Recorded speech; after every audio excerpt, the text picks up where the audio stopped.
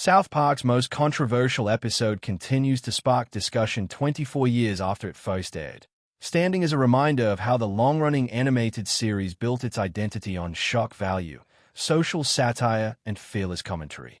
Even decades later, fans still debate whether the episode pushed boundaries for creative expression or crossed lines that few other shows dared to approach.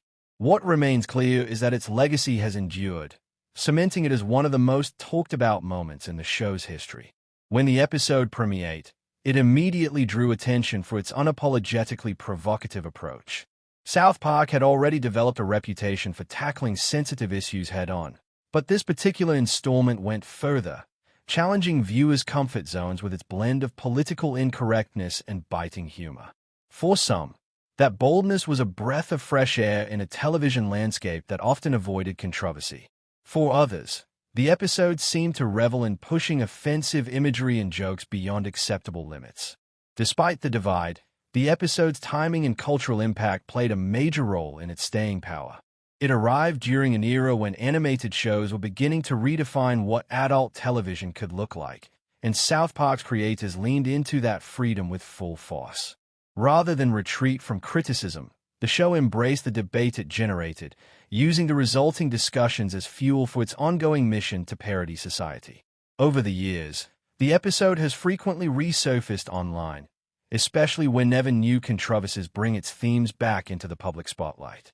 Part of its enduring legacy comes from South Park's unique ability to disguise sharp commentary beneath outrageous humor. Viewers who revisit the episode today often recognize layers of social critique that may have been overlooked during the initial shock. At the same time, some elements have aged differently, raising questions about how cultural standards have shifted over the past 2 decades.